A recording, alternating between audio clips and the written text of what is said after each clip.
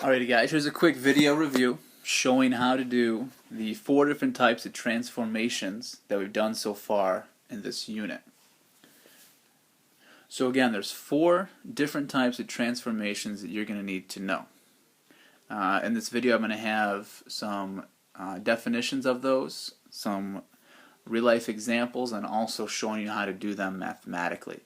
So the first type of transformation that we have is a translation. We also have reflections, rotations, and dilations. First one we're going to talk about and give a definition for is a translation. Now in a translation, whatever object you have, it's going to move from one spot to another, whether that's on a coordinate plane or just on your piece of paper. This object is going to stay the same size, and the orientation is also going to remain the same. So the example I have here is an airplane.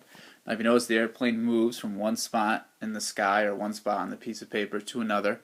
It stays the same size and its orientation stays the same. So you notice the tail's on the left, nose is on the right in both pictures.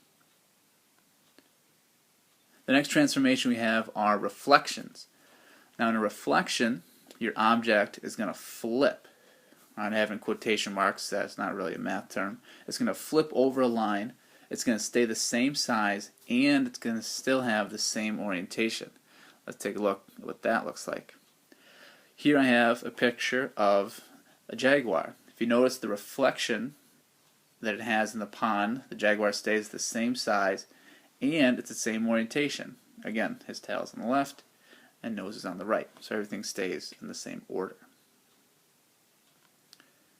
Next up, we have rotations.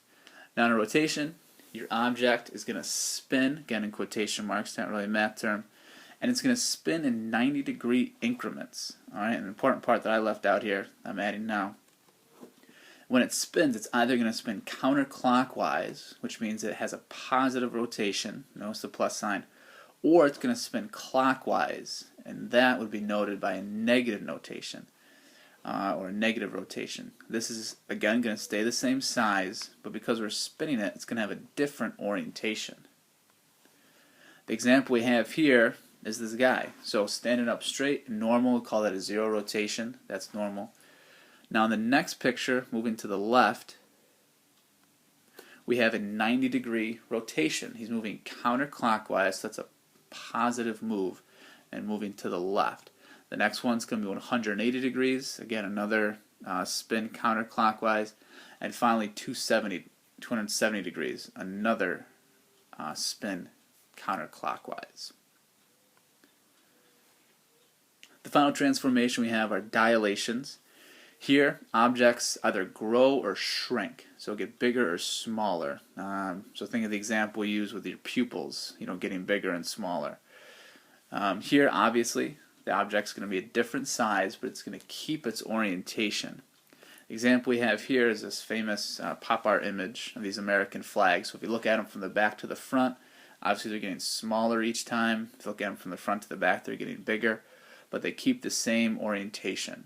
Alright, so they don't move. Everything's in the same order in each picture.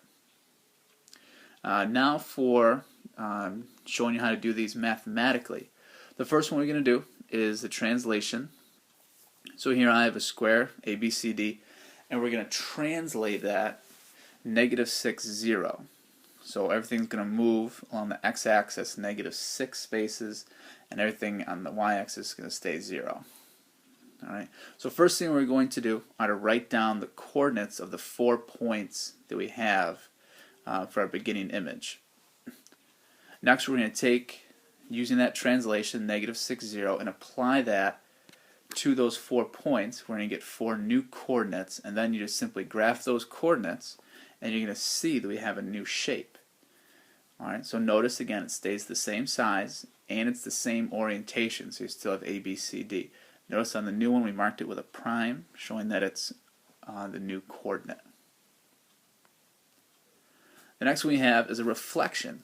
In this one we have a rectangle, A, B, C, D, and noting the notation down at the bottom, we're going to reflect this rectangle over the y-axis. Alright, so the y-axis I have in there in black, and our new rectangle, again, ABCD. It's in a different orientation this time. But again, it's keeping the same size, and we mark those with a prime. This one I didn't do mathematically. This one I just did a simple method of counting. Like the A, for example, is one spot away from the y-axis to the right.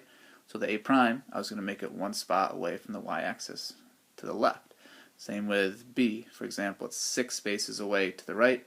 B prime is going to be 6 spaces away to the left. Final one we have here is a rotation. So again, I have another rectangle, ABCD, noting the notation there to the right of it. It's going to rotate with a capital R 90 degrees. So once again, I wrote down the original coordinates for ABCD. Now over on the bottom left, here you're going to see what I took right from the notes that we had, how to rotate an object using their coordinates. So if I rotate an object 90 degrees, I take the original coordinates that I have, I negate whatever's in the y spot, and then I flip the two numbers. So what that's going to look like, here you can see being added in now. These are your new coordinates. I'm going to mark those on the graph in red. Alright, so you see what I've done?